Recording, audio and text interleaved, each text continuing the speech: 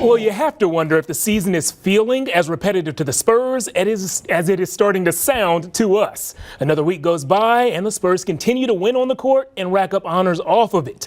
This time, the honorees are the Spurs' two best players, Kawhi Leonard and LaMarcus Aldridge. The NBA announced both players survived the latest round of cuts on the U.S. national team roster. That roster is now a list of 30 players who could represent our country in this year's Olympic Games. Eventually, that group will be narrowed down to 12, and there's a chance two Spurs could be on the team. LaMarcus and Kawhi have been dominant all season long. Both showed up big last night like they always do, but they weren't the only ones worth talking about after the game. Now, if you had a chance to chat with anybody about last night's game, chances are you heard these 5 words. How about that Boban guy? Well, that Boban guy is quickly becoming a household name in San Antonio. Don't believe me? Just take a listen to the crowd anytime he steps foot on the court. Last night, fans almost blew the roof off the AT&T Center when Boban threw down that dunk and then stared down Mavs forward Jeremy Evans. That glare earned Boban a technical foul, but he says the cheers he's heard from the crowd all season long almost make it worth the penalty. It's amazing, I know that for me, but like I don't know, I'm really happy when I hear that, like when fans accept me here. How every time I say this is really good because like people accept you, like you feel much comfortable in your skin and you can do hard and play better. Well, just because Boban loves the fan support doesn't mean the whole team is on board with his popularity. Earlier in the season, we heard Coach Pop scold the media and fans, saying their fascination with Boban has gone, quote, over the line for no reason. Back then, we just shrugged it off and said, that's just Pop being Pop. But after last night's game, a teammate who doesn't usually make waves chose to speak out against Boban mania.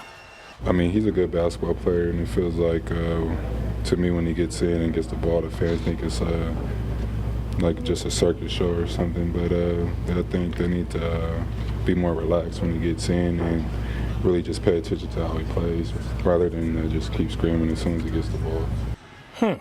So hearing Kawhi say that made me wonder, does he actually have a point? And honestly, I think he does. Now, hear me out. I understand that going to games and cheering for your favorite players is a San Antonio tradition.